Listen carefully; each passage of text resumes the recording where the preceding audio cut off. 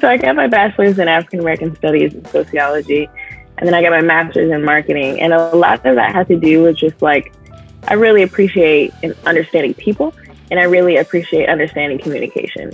And I think those are two big parts of UX. My initial job was as an academic mentor, and that was sort of my first intro into like a kind of user research to an extent. Every student has a different background. They're coming from different places all over the country, and they all have different needs and learning styles. So it was my job to sort of like research and understand the different learning styles and the ways that I could approach helping them find tools that would sort of work for them, which is kind of what you do in UX, to be honest with you, is making sure you understand people where they are in their journey, and then helping them to sort of get the tools that they need to be successful and reach whatever goals they have. I wanted to do work that aligned with my values. I wanted to do work that was helpful to people. I've never been a salesman, so I've never been overwhelmingly interested in selling things to people, but I've always been someone who, being an executive assistant, is really interested in being of service to people. Sort of doing the research and realizing I wanted to make a career change,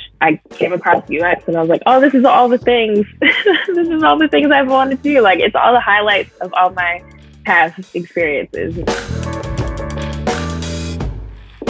So I knew I didn't want to just be a graphic designer. I knew that I wanted to do things more than just the visual of things. I wanted to build things. And I knew that I wanted to make things that were of use to other people, that would help people like grow their business or, you know, spread awareness about something. I started to investigate like web development and front end design. And in sort of like looking at those different disciplines, I came across UX. When I saw sort of the differences between user experience design and product design, I didn't want to go back to school. I wanted something that would be sort of a quicker way to sort of get there. When I came across UX, I started to like look up different boot camps. And then that's when I eventually found Springboard. I reached out on LinkedIn to a couple of different people who had been to a couple of different boot camps to sort of just get their perspective and find out what they felt like they were missing. And Springboard by far had like the most positive reviews, and a lot of what people talked about that they really appreciated were having a mentor to meet with, and then the community that exists, like being able to work with other students, whether that's getting their feedback on different things or just outside of Springboard projects. Phenomenal. Charlie was so great. I love her.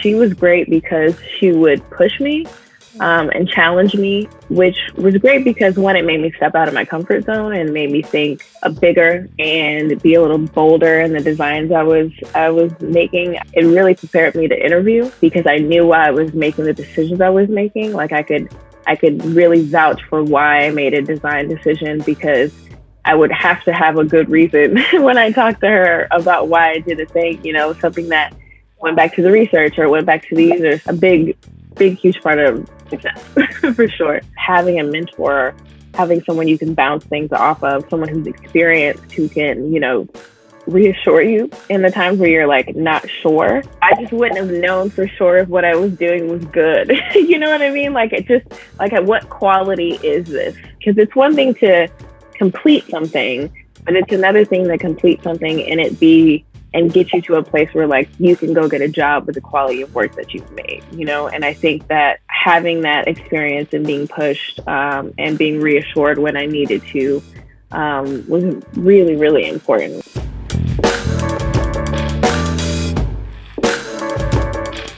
I'm really interested in accessibility, making sure that accessibility is like built into the things that I design. Accessibility can be an afterthought, like a feature you add later, as opposed to how you approach designing things. People often forget little things like contrast. Color is really important and everybody can't see it.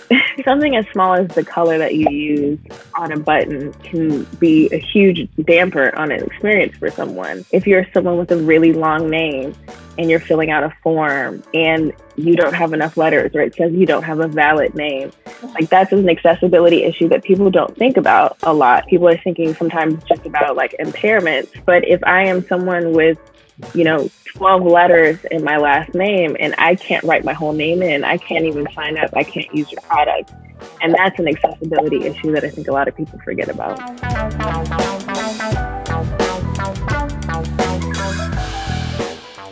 I would say really do the research and find out if it has the things that you're really interested in. Like for me, it was a combination of values.